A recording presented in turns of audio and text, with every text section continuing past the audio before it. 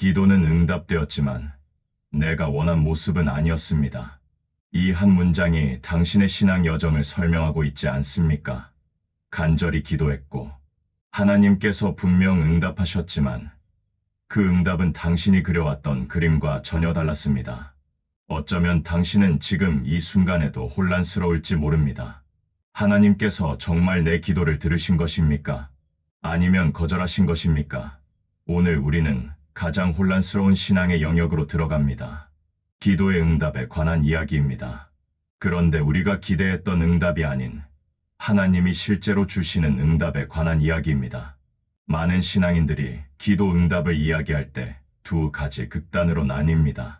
어떤 사람들은 모든 것이 응답되었다고 말합니다.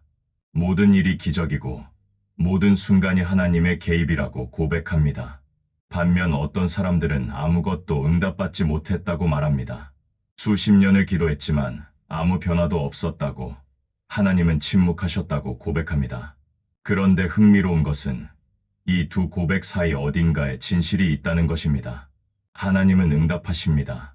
그러나 우리가 기대한 방식으로 응답하지 않으십니다. 우리는 기도 응답을 생각할 때 대부분 비슷한 그림을 그립니다. 빠른 해결, 명확한 변화, 눈에 보이는 기적입니다. 아픈 사람이 낫고 없던 것이 생기고 막혔던 길이 열리는 것입니다. 우리는 이것을 응답이라고 부릅니다. 그리고 이런 일이 일어나지 않으면 우리는 실망합니다. 하나님께서 듣지 않으신 것이라고, 응답하지 않으신 것이라고 결론 내립니다. 그런데 정말 그럴까요? 하나님께서 침묵하신 것일까요? 아니면 우리가 듣지 못한 것일까요? 성경을 펼치면 놀라운 장면들을 만나게 됩니다. 간절히 기도했지만 원하는 것을 받지 못한 사람들, 응답을 받았지만 전혀 다른 형태로 받은 사람들, 거절당했지만 나중에 그것이 축복이었음을 깨닫는 사람들의 이야기입니다. 이들의 공통점은 무엇입니까? 하나님은 응답하셨지만 그들이 기대한 방식이 아니었다는 것입니다. 그리고 시간이 지난 후에야 그들은 하나님의 응답이 자신들의 기대보다 훨씬 더 깊고 넓었음을 깨닫게 됩니다.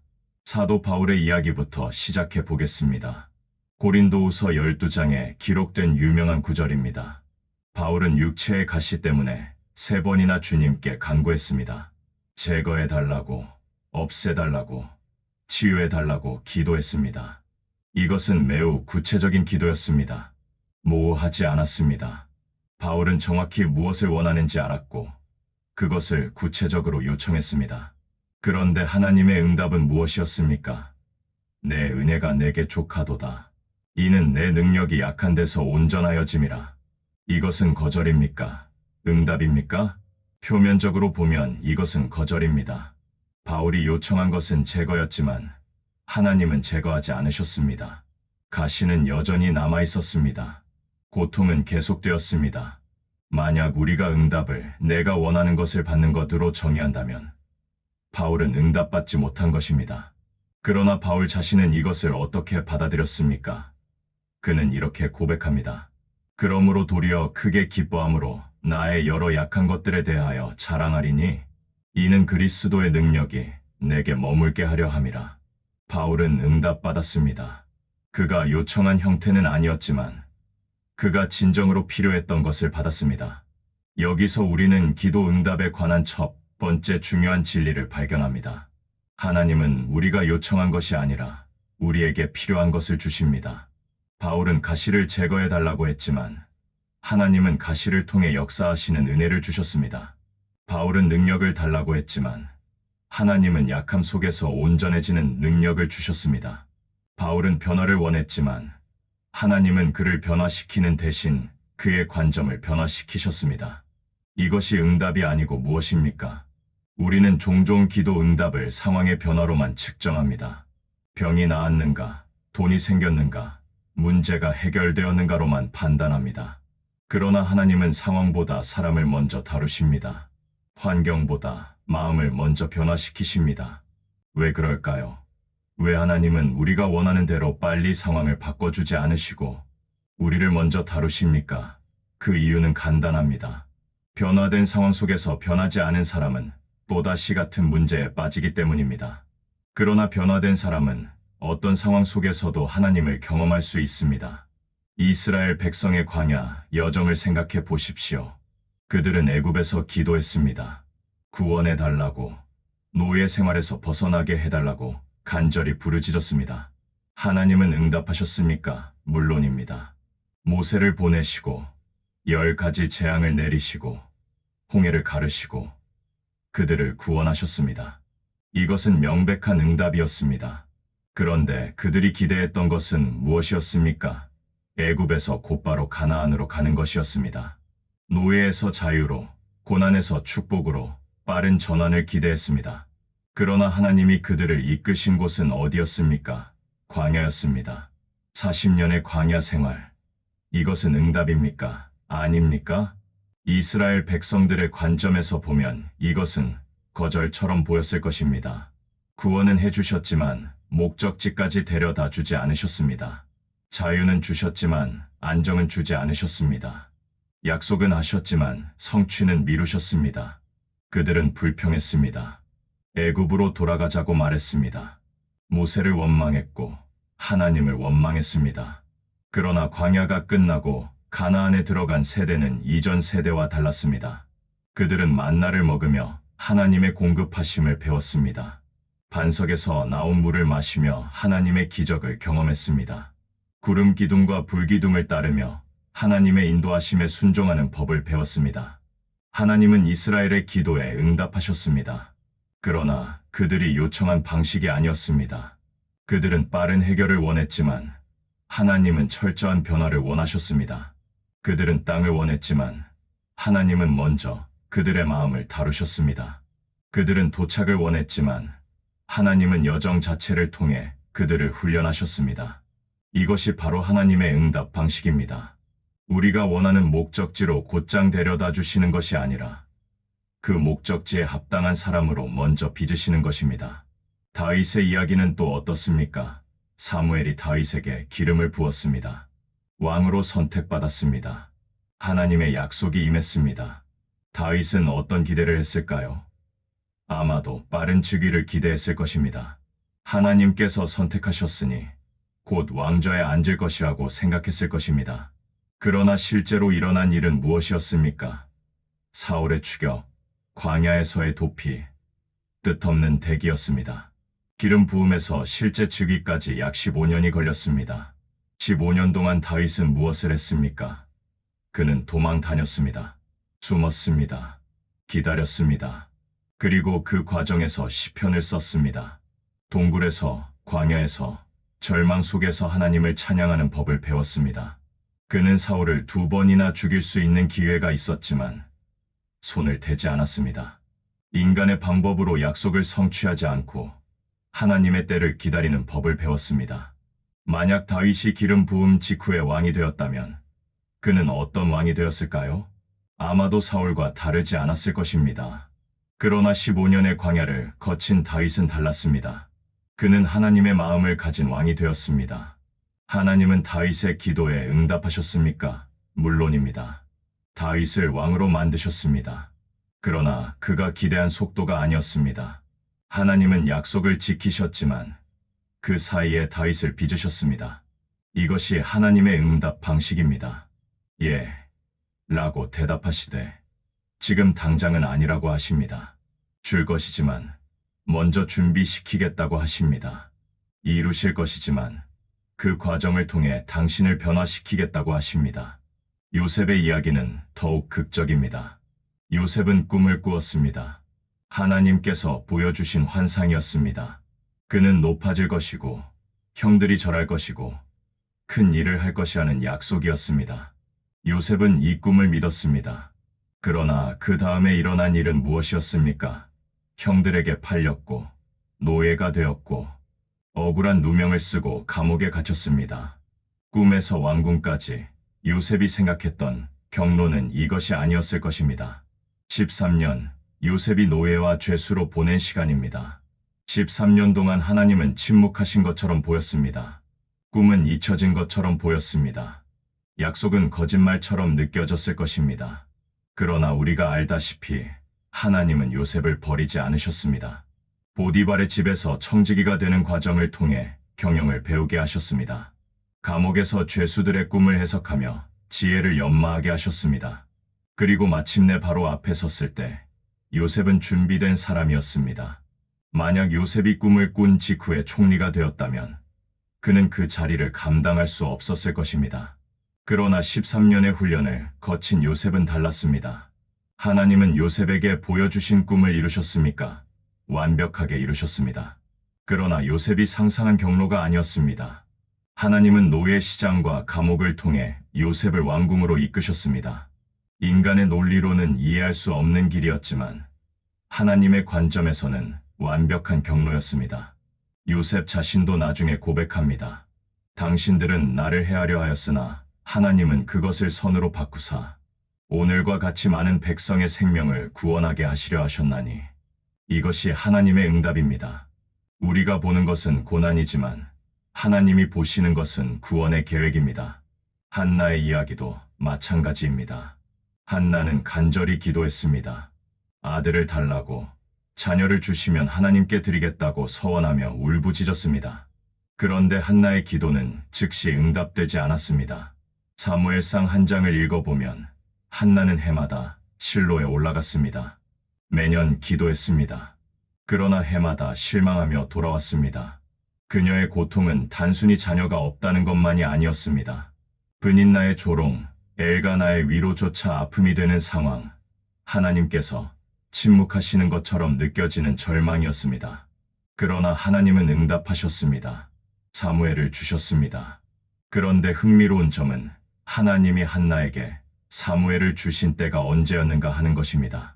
한나가 자신의 계획을 완전히 내려놓았을 때였습니다. 아들을 얻으면 하나님께 드리겠다고, 젖을 뗀 후에는 성전에서 평생 살게 하겠다고 서원했을 때였습니다. 한나는 단순히 아들을 원한 것이 아니었습니다. 그녀는 하나님의 뜻을 이루기 위한 도구로 자신을 드리기를 원했습니다. 그리고 그때 하나님은 응답하셨습니다. 한나가 받은 것은 단순히 아들이 아니었습니다. 사무엘은 이스라엘의 마지막 사사이자 왕을 세우는 선지자가 되었습니다. 다윗에게 기름을 부은 사람이 사무엘입니다. 한나의 기도는 단순히 한 여인의 개인적인 소원을 넘어서 이스라엘 역사를 바꾸는 응답이 되었습니다. 만약 하나님께서 한나의 첫 기도에 즉시 응답하셨다면 어땠을까요? 아마도 한나는 평범한 아들을 얻었을 것입니다. 그러나 하나님은 기다리게 하셨고, 그 기다림 속에서 한나의 마음을 빚으셨고, 마침내 역사적인 인물을 주셨습니다. 이 모든 이야기에서 우리는 한 가지 분명한 패턴을 발견합니다. 하나님은 응답하십니다. 그러나 우리의 시간표에 맞춰서가 아니라 하나님의 시간표에 맞춰서 응답하십니다. 우리의 방법이 아니라 하나님의 방법으로 응답하십니다. 우리가 원하는 것이 아니라 우리에게 필요한 것을 주십니다. 그리고 그 과정에서 하나님은 상황보다 사람을 먼저 변화시키십니다. 왜 그럴까요? 왜 하나님은 간단하게 우리가 원하는 것을 주지 않으시고 복잡한 과정을 거치게 하십니까? 그 이유를 이해하려면 우리가 기도할 때 실제로 무엇을 구하고 있는지 생각해 봐야 합니다. 우리는 대부분 해결책을 구합니다. 문제의 제거, 고통의 종식, 상황의 변화를 원합니다. 이것 자체가 잘못된 것은 아닙니다. 하나님은 우리의 필요를 아시고 우리의 고통에 관심이 있으십니다. 그러나 하나님의 관심은 단순히 우리를 편안하게 만드는 것이 아닙니다. 하나님의 관심은 우리를 성숙하게 만드는 것입니다. 야고보서 한 장에서 야고보는 이렇게 말합니다. 내 형제들아, 너희가 여러 가지 시험을 당하거든 온전히 기쁨으로 여기라. 이는 너희 믿음의 시련이 인내를 만들어내는 줄 너희가 알미라. 인내를 온전히 이루라. 이는 너희로 온전하고 구비하여 조금도 부족함이 없게 하려 함이라. 하나님의 목적은 우리를 온전하게 만드는 것입니다. 그리고 온전함은 편안함 속에서 만들어지지 않습니다. 온전함은 과정 속에서, 기다림 속에서, 때로는 고난 속에서 빚어집니다. 생각해 보십시오. 만약 하나님께서 우리의 모든 기도를 즉시 우리가 원하는 방식대로 응답하신다면 어떻게 될까요? 우리는 하나님을 의지하는 법을 배우지 못할 것입니다. 우리는 인내하는 법을 배우지 못할 것입니다. 우리는 하나님의 뜻을 구하는 대신 하나님을 우리의 뜻을 이루는 도구로 사용하려 할 것입니다. 우리는 성숙하지 못할 것입니다. 믿음은 자라지 않을 것입니다. 우리는 영적으로 유아 상태에 머물 것입니다. 히브리서 기자는 이렇게 말합니다. 또 아들이면 다 징계하시거늘 징계가 없으면 사생자요 참 아들이 아니니라. 하나님께서 우리를 징계하신다는 것, 우리를 훈련하신다는 것, 우리가 원하는 대로 즉시 주지 않으신다는 것은 오히려 우리가 하나님의 자녀라는 증거입니다.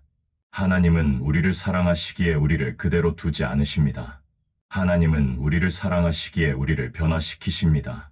그리고 그 변화는 때로 고통스러운 과정을 거칩니다. 로마서 5장에서 바울은 놀라운 고백을 합니다. 다만 이뿐 아니라 우리가 환난 중에도 즐거워하나니 이는 환난은 인내를, 인내는 연단을, 연단은 소망을 이루는 줄 알미로다. 바울은 환난을 즐거워한다고 말합니다. 왜입니까? 환난 자체가 좋아서가 아닙니다. 환난이 무엇을 만들어내는지 알기 때문입니다. 인내, 연단, 소망입니다. 이것들은 모두 과정을 통해서만 얻을 수 있는 것들입니다. 즉각적으로 주어질 수 없는 것들입니다. 그렇다면 우리는 어떻게 하나님의 응답을 알아볼 수 있습니까? 특히 그 응답이 우리가 기대한 형태가 아닐 때 어떻게 그것이 응답임을 인식할 수 있습니까? 첫째, 우리는 하나님의 성품을 기억해야 합니다. 하나님은 선하십니다. 하나님은 사랑이십니다. 하나님은 신실하십니다. 이것은 상황이 어떻든 변하지 않는 진리입니다. 우리가 이해하지 못할 때도, 우리가 보지 못할 때도 하나님은 여전히 선하시고 사랑이시고 신실하십니다. 시편 기자는 이렇게 고백합니다. 여호와는 선하시니 그의 인자하심이 영원하고 그의 성실하심이 대대에 이르리로다. 이것은 우리의 감정이 아니라 사실입니다. 우리의 경험이 아니라 진리입니다. 우리가 하나님의 선하심을 느끼지 못할 때도 하나님은 여전히 선하십니다. 우리가 하나님의 사랑을 경험하지 못할 때도 하나님은 여전히 사랑이십니다. 이 진리를 붙잡을 때 우리는 이해되지 않는 응답 속에서도 하나님을 신뢰할 수 있습니다. 둘째, 우리는 하나님의 관점을 구해야 합니다. 이사야 55장에서 하나님은 말씀하십니다. 이는 내 생각이 너희의 생각과 다르며 내 길은 너희의 길과 다름이니라. 여호와의 말씀이니라. 이는 하늘이 땅보다 높음 같이 내 길은 너희의 길보다 높으며 내 생각은 너희의 생각보다 높음이니라. 하나님의 생각은 우리의 생각보다 높습니다. 하나님의 길은 우리의 길보다 높습니다. 이것은 우리가 하나님을 완전히 이해할 수 없다는 의미입니다. 그러나 동시에 우리가 이해하지 못한다고 해서 하나님이 잘못하고 계신 것은 아니라는 의미이기도 합니다. 우리는 부분만 보지만 하나님은 전체를 보십니다. 우리는 현재만 보지만 하나님은 과거와 현재와 미래를 모두 보십니다. 우리는 표면만 보지만 하나님은 깊이를 보십니다. 우리는 결과만 보지만 하나님은 과정의 의미를 보십니다. 그래서 우리가 실패라고 생각하는 것이 하나님의 눈에는 훈련일 수 있습니다. 우리가 거절이라고 생각하는 것이 하나님의 눈에는 보호일 수 있습니다. 우리가 지연이라고 생각하는 것이 하나님의 눈에는 준비 시간일 수 있습니다. 셋째, 우리는 인내하며 기다려야 합니다. 시편 27편에서 다윗은 이렇게 노래합니다. 여호와를 기다릴지어다 강하고 담대하며 여호와를 기다릴지어다. 다윗은 2번 반복합니다. 여호와를 기다리라고, 여호와를 기다리라고. 왜 2번이나 말할까요? 기다림이 그만큼 어렵기 때문입니다. 기다림은 믿음의 시험입니다. 기다림은 신뢰의 표현입니다. 우리가 하나님을 기다릴 수 있다는 것은 우리가 하나님을 신뢰한다는 의미입니다. 그러나 기다림은 수동적인 것이 아닙니다. 성경적인 기다림은 능동적인 신뢰입니다. 시편 기자는 내가 여호와를 기다리고 기다렸더니라고 말합니다. 단순히 시간이 지나가기를 기다린 것이 아니라 적극적으로 하나님을 바라보며 기다렸다는 의미입니다. 기도하며 기다렸고, 말씀을 붙들며 기다렸고, 하나님의 약속을 신뢰하며 기다렸습니다. 이런 기다림 속에서 우리는 하나님의 응답을 준비합니다. 우리 자신을 준비하고, 우리의 마음을 준비하고, 우리의 믿음을 준비합니다. 넷째, 우리는 과거 하나님의 신실하심을 기억해야 합니다. 시편 기자는 자주 과거를 회상합니다. 하나님께서 어떻게 홍해를 가르셨는지, 어떻게 광야에서 만나를 내리셨는지, 어떻게 적들로부터 구원하셨는지를 기억합니다. 왜입니까? 과거의 신실하심이 현재와 미래의 신실하심을 보증하기 때문입니다. 하나님은 변하지 않으십니다. 어제도 오늘도 영원토록 동일하십니다. 과거에 신실하셨던 하나님은 현재도 신실하시고 미래에도 신실하실 것입니다. 당신의 삶을 돌아보십시오.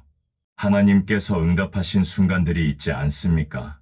그것이 당신이 기대한 형태가 아니었을지라도 돌이켜보면 하나님의 손길이 분명했던 순간들이 있지 않습니까? 그때는 이해하지 못했지만 지금은 감사하게 된 거절들, 그때는 실망스러웠지만 지금은 축복이 된 지연들, 그때는 고통스러웠지만 지금은 성장의 계기가 된 과정들이 있지 않습니까? 이것들을 기억하십시오. 이것들이 바로 하나님의 응답 방식입니다. 이제 우리는 더 깊은 질문을 던져야 합니다. 우리는 왜 기도합니까? 단순히 우리가 원하는 것을 얻기 위해서입니까? 아니면 하나님과의 관계를 위해서입니까? 만약 우리의 기도가 단지 소원 목록이라면 하나님은 우리에게 마술사가 됩니다. 우리가 원하는 것을 즉시 이루어주는 신이 됩니다. 그러나 성경의 하나님은 그런 분이 아닙니다. 하나님은 우리와 관계를 원하시는 아버지입니다. 하나님은 우리를 사랑하시고 우리를 변화시키기 원하시는 분입니다. 예수님께서 가르쳐 주신 주기도문을 생각해 보십시오. 하늘에 계신 우리 아버지여. 기도는 요청 목록으로 시작하지 않습니다. 관계로 시작합니다. 하나님을 아버지로 부르는 것. 이것이 기도의 시작입니다.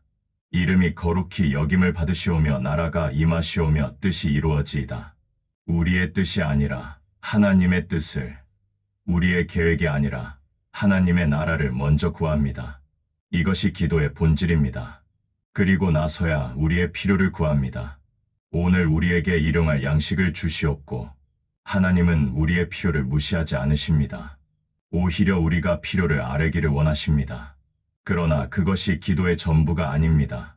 기도는 하나님과의 대화이고 하나님의 뜻을 구하는 것이고 하나님께 우리 자신을 맡기는 것입니다. 이런 관점에서 기도를 볼 때 응답의 의미도 달라집니다. 응답은 단순히 내가 원하는 것을 받는 것이 아니라 하나님과 더 깊은 관계로 들어가는 것입니다. 예수님 자신도 겟세마네 동산에서 이렇게 기도하셨습니다. 아버지여 만일 아버지의 뜻이거든 이 잔을 내게서 옮기시옵소서. 그러나 내 원대로 마시옵고 아버지의 원대로 되기를 원하나이다. 예수님도 자신의 바람을 아뢰셨습니다. 십자가의 잔을 피하고 싶다는 인간적인 소원을 솔직하게 표현하셨습니다. 그러나 궁극적으로는 하나님의 뜻에 자신을 맡기셨습니다. 이것이 성숙한 기도입니다. 내 원을 아뢰되 하나님의 뜻에 복종하는 기도입니다. 그리고 우리가 알다시피 아버지 하나님은 예수님의 기도를 거절하신 것처럼 보입니다. 잔은 옮겨지지 않았습니다. 예수님은 십자가에 달리셨습니다. 고통받으셨고 죽으셨습니다.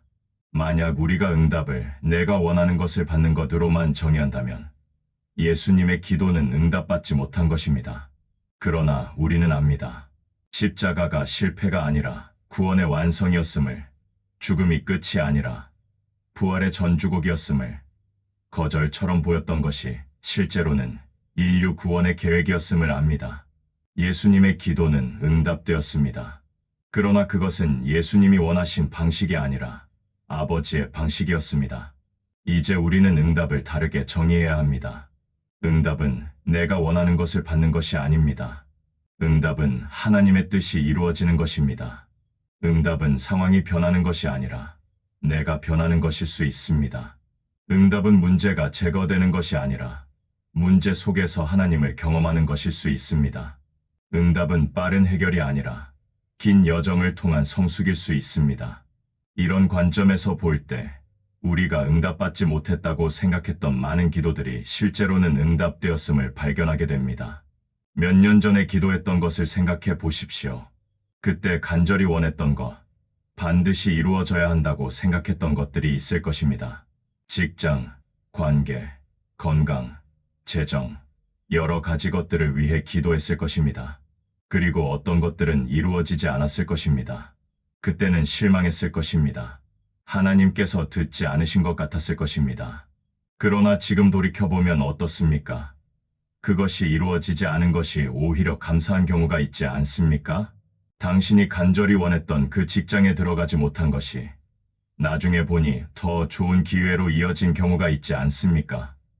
당신이 반드시 맺어져야 한다고 생각했던 그 관계가 깨진 것이 나중에 보니 당신을 보호하신 하나님의 손길이었던 경우가 있지 않습니까? 당신이 피하고 싶었던 그 시련이 나중에 보니 당신을 성숙하게 만든 과정이었던 경우가 있지 않습니까? 이것이 바로 하나님의 응답 방식입니다. 그때는 보이지 않지만 나중에 분명해집니다. 그때는 이해되지 않지만 시간이 지나면 깨닫게 됩니다. 잠언 3장은 이렇게 말합니다. 너는 마음을 다하여 여호와를 신뢰하고 내 명철을 의지하지 말라. 너는 범사의 그를 인정하라. 그리하면 내 길을 지도하시리라. 우리의 명철, 우리의 이해, 우리의 계획을 의지하지 말라고 합니다. 대신 하나님을 신뢰하고 하나님을 인정하라고 합니다. 그러면 하나님께서 우리의 길을 지도하신다고 약속하십니다. 이것이 바로 응답에 대한 올바른 태도입니다. 내가 모든 것을 이해해야 한다는 생각을 내려놓고 하나님을 신뢰하는 것입니다. 그렇다면 우리는 어떻게 기도해야 합니까? 계속 구체적으로 기도해야 합니까? 아니면 막연하게 하나님의 뜻을 구해야 합니까? 성경은 둘 다 하라고 가르칩니다. 빌립보서 4장에서 바울은 말합니다. 아무것도 염려하지 말고 다만 모든 일에 기도와 간구로 너희 구할 것을 감사함으로 하나님께 아뢰라. 구체적으로 구하라고 합니다. 당신의 필요를, 당신의 바람을, 당신의 소원을 하나님께 아뢰라고 합니다. 하나님은 당신이 솔직하게 마음을 여는 것을 원하십니다. 그러나 동시에 야고보서 4장은 경고합니다. 너희가 구하여도 받지 못함은 정욕으로 쓰려고 잘못 구하기 때문이라. 우리의 동기를 점검하라고 합니다. 우리가 무엇을 위해 구하는지, 왜 그것을 원하는지를 살펴보라고 합니다. 하나님의 영광을 위한 것입니까? 아니면 나의 욕심을 위한 것입니까? 다른 사람을 섬기기 위한 것입니까? 아니면 나를 높이기 위한 것입니까? 그래서 건강한 기도는 구체적이면서도 열린 마음을 가진 기도입니다. 하나님, 저는 이것을 원합니다. 이것이 필요합니다. 그러나 궁극적으로 당신의 뜻이 이루어지기를 원합니다. 제가 잘못 보고 있다면 제 눈을 열어주십시오. 제가 잘못 구하고 있다면 제 마음을 고쳐주십시오. 그리고 당신의 방식으로, 당신의 때에, 당신의 뜻을 이루어 주십시오. 이런 기도를 할 때 우리는 응답을 받을 준비가 됩니다. 어떤 형태로 오든, 어떤 시간에 오든 그것을 응답으로 받아들일 준비가 됩니다. 또한 우리는 기도하면서 들어야 합니다. 기도는 일방적인 요청이 아닙니다. 대화입니다. 우리가 말하고 하나님도 말씀하십니다. 하나님은 성경을 통해 말씀하십니다. 성령을 통해 우리 마음에 감동을 주십니다. 환경을 통해 인도하십니다. 다른 사람들을 통해 지혜를 주십니다. 우리가 귀를 기울일 때 우리는 하나님의 응답을 듣기 시작합니다. 그것은 우리가 기대했던 말씀이 아닐 수 있습니다. 그러나 그것은 우리에게 필요한 말씀입니다. 사무엘의 이야기를 기억하십시오. 어린 사무엘이 성전에서 하나님의 음성을 들었을 때 처음에는 그것이 엘리의 목소리라고 생각했습니다. 3번을 거친 후에야 엘리의 도움으로 사무엘은 그것이 하나님의 음성임을 깨달았습니다. 그리고 4번째에는 이렇게 대답할 수 있었습니다. 말씀하옵소서, 주의 종이 듣겠나이다. 이것이 기도하는 자세입니다.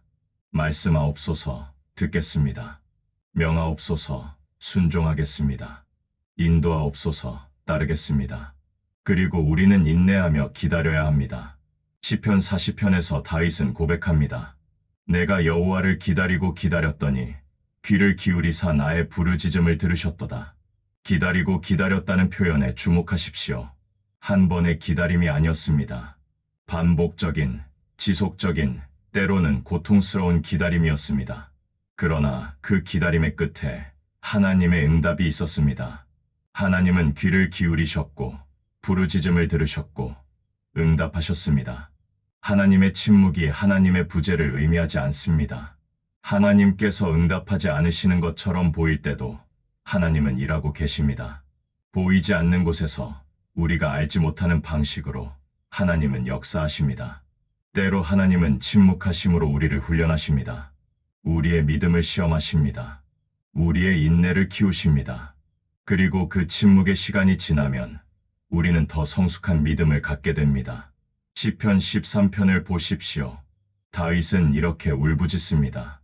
여호와여, 어느 때까지니까 나를 영원히 잊으시나이까? 주의 얼굴을 나에게서 언제까지 숨기시겠나이까? 얼마나 절박한 호소입니까? 하나님께서 자신을 잊으신 것 같고 얼굴을 숨기신 것 같다고 말합니다. 그러나 같은 시편의 끝에서 다윗은 이렇게 고백합니다. 나는 오히려 주의 인자하심을 의지하여 싸우니 내 마음은 주의 구원을 기뻐하리이다.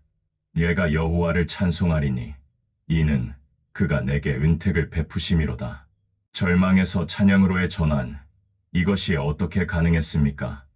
다윗은 상황이 바뀌지 않았는데도 하나님을 신뢰하기로 선택했습니다. 이것이 바로 믿음입니다. 보이지 않아도 믿는 것, 느껴지지 않아도 신뢰하는 것, 이해되지 않아도 순종하는 것입니다.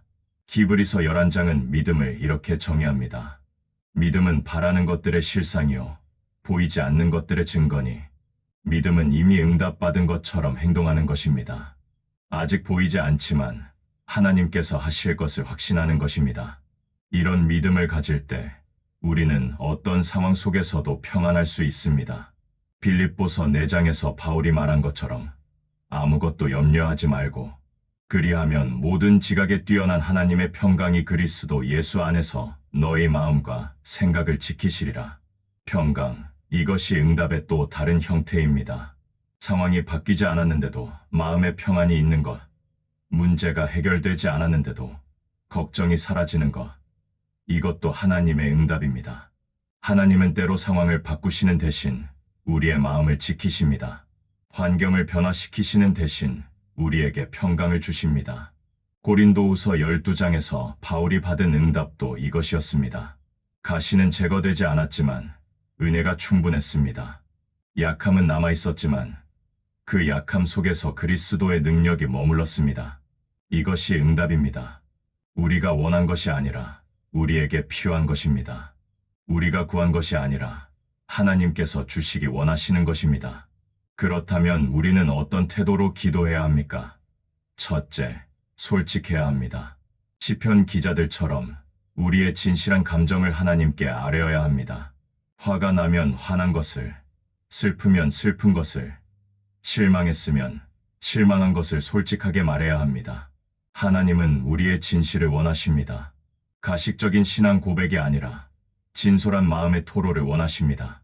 둘째, 겸손해야 합니다. 우리가 모든 것을 안다고 생각하지 말아야 합니다.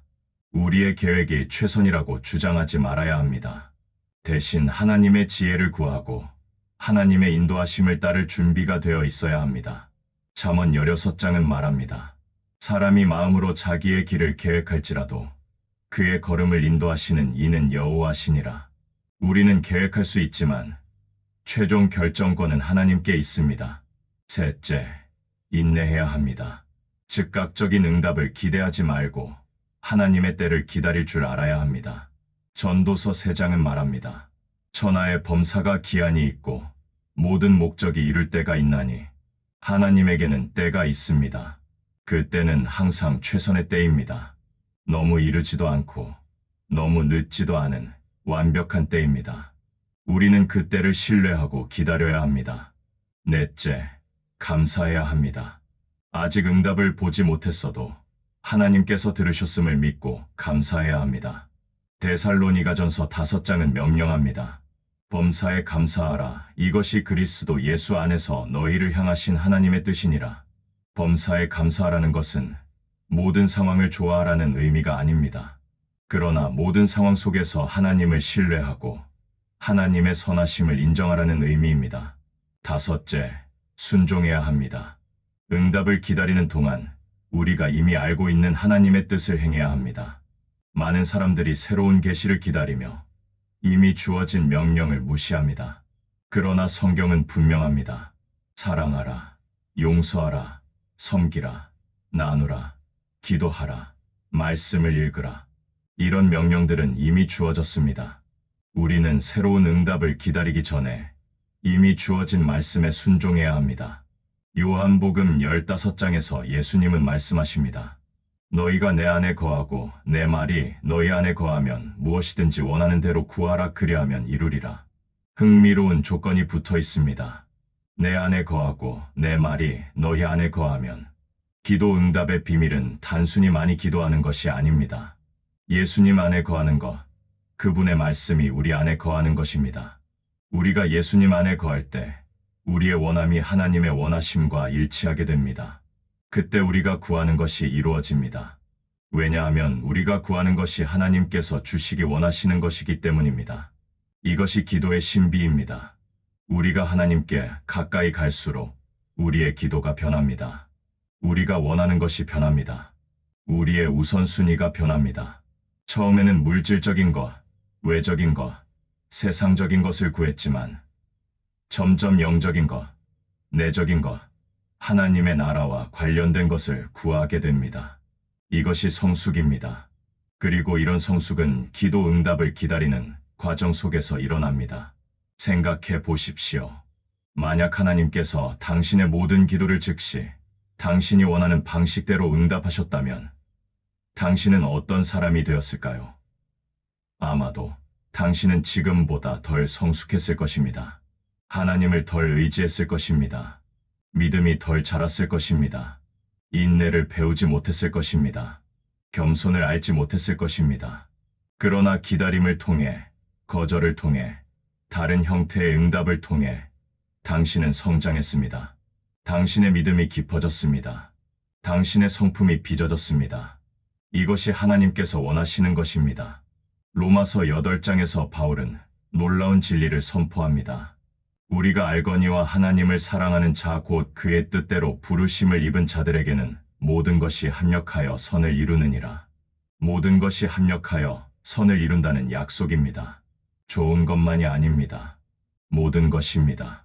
기쁜 일도, 슬픈 일도, 응답받은 기도도, 거절당한 것처럼 보이는 기도도, 모든 것이 함께 작동하여 선을 이룹니다. 어떻게 그럴 수 있습니까? 하나님께서 그렇게 하시기 때문입니다. 이 구절을 계속 읽어보면 그 선이 무엇인지 알 수 있습니다. 하나님이 미리 아신 자들을 또한 그 아들의 형상을 본받게 하기 위하여 미리 정하셨으니 하나님의 목적은 우리를 예수님의 형상을 본받게 하는 것입니다. 우리를 그리스도를 닮은 사람으로 만드는 것입니다. 그리고 모든 것, 모든 기도, 모든 응답, 모든 상황이 이 목적을 위해 함께 작동합니다. 이 관점에서 보면 응답받지 못한 것처럼 보이는 기도도 실제로는 응답입니다. 왜냐하면 그것이 우리를 그리스도를 닮아가게 만들기 때문입니다. 야고보서 1장으로 돌아가 봅시다. 내 형제들아, 너희가 여러 가지 시험을 당하거든 온전히 기쁨으로 여기라. 왜 기쁨으로 여겨야 합니까? 이는 너희 믿음의 시련이 인내를 만들어내는 줄 너희가 알미라. 인내를 온전히 이루라. 이는 너희로 온전하고 구비하여 조금도 부족함이 없게 하려 함이라. 하나님의 목적은 우리를 온전하게 만드는 것입니다. 조금도 부족함이 없게 만드는 것입니다. 그리고 이 온전함은 시험을 통해, 시련을 통해, 기다림을 통해 이루어집니다. 그러므로 당신이 기도했지만 아직 응답을 보지 못했다면 실망하지 마십시오. 하나님은 응답하고 계십니다. 다만 당신이 기대한 방식이 아닐 뿐입니다. 하나님은 당신의 상황을 바꾸시는 대신 당신을 변화시키고 계실지 모릅니다. 하나님은 당신이 구한 것을 주시는 대신 당신에게 더 필요한 것을 주고 계실지 모릅니다. 하나님은 빠른 해결을 주시는 대신 깊은 성숙을 주고 계실지 모릅니다. 만약 당신이 기도했지만 거절당했다고 느낀다면 좌절하지 마십시오. 하나님의 아니오는 종종 사랑의 표현입니다.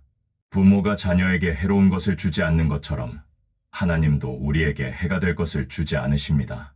우리가 원하는 것이 항상 우리에게 좋은 것은 아닙니다. 하나님은 우리보다 더 잘 아십니다. 그래서 때로 하나님은 우리를 보호하시기 위해 거절하십니다.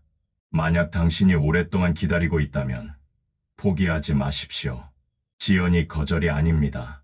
하나님의 침묵이 하나님의 부재가 아닙니다. 하나님은 일하고 계십니다. 보이지 않는 곳에서 당신이 알지 못하는 방식으로 하나님은 모든 것을 준비하고 계십니다. 당신을 준비시키고 상황을 준비시키고 때를 준비하고 계십니다. 그리고 완벽한 때에 하나님은 응답하실 것입니다. 시편 37편은 우리에게 권면합니다. 여호와께 내 길을 맡기라. 그를 의지하면 그가 이루시고. 맡기십시오. 당신의 길을, 당신의 계획을, 당신의 기도를, 당신의 미래를 하나님께 맡기십시오. 그리고 신뢰하십시오. 하나님께서 이루실 것을 믿으십시오. 어떤 형태로든, 어떤 시간에든 하나님은 응답하실 것입니다. 그것이 당신이 기대한 응답이 아닐지라도 그것은 가장 좋은 응답일 것입니다. 결론적으로 기도는 응답됩니다. 이것은 의심의 여지가 없는 진리입니다. 그러나 응답의 방식은 다릅니다. 하나님은 우리의 방식이 아니라 그분의 방식으로 응답하십니다. 우리의 시간이 아니라 그분의 시간에 응답하십니다. 우리가 원하는 것이 아니라 우리에게 필요한 것을 주십니다. 그리고 그 과정에서 하나님은 우리를 변화시키십니다. 우리를 성숙하게 만드십니다. 우리를 그리스도를 닮은 사람으로 빚으십니다. 하나님은 기도를 무시하지 않으셨습니다. 다만 더 나은 방향으로 이끄셨을 뿐입니다. 당신이 보지 못했던 길을, 당신이 생각하지 못했던 가능성을, 당신이 상상하지 못했던 축복을 준비하고 계셨습니다. 그러므로 계속 기도하십시오. 솔직하게, 겸손하게, 인내하며 기도하십시오. 그리고 하나님을 신뢰하십시오. 하나님의 응답을, 하나님의 방식을, 하나님의 때를 신뢰하십시오. 그러면 당신은 경험하게 될 것입니다. 하나님의 응답이 얼마나 완벽한지, 얼마나 지혜로운지, 얼마나 사랑이 가득한지를 깨닫게 될 것입니다. 오늘 이 말씀이 당신에게 위로가 되기를 바랍니다. 응답을 기다리고 있는 당신에게, 거절당했다고 느끼는 당신에게, 혼란스러워하는 당신에게 말씀드립니다. 하나님은 당신을 사랑하십니다. 하나님은 당신의 기도를 들으십니다. 하나님은 응답하고 계십니다. 비록 당신이 원한 방식이 아닐지라도 하나님의 방식은 항상 최선입니다. 그것을 믿으십시오. 그리고 계속 기도하십시오. 하나님께 당신의 마음을 쏟아놓으십시오. 그리고 평안히 기다리십시오. 하나님의 때에 하나님의 방식으로 완벽한 응답이 올 것입니다. 만약 이 메시지가 당신에게 도움이 되었다면 구독과 좋아요 버튼을 눌러주시기 바랍니다. 이 채널이 더 많은 분들에게 하나님의 말씀을 전할 수 있도록 힘을 보태주십시오. 감사합니다.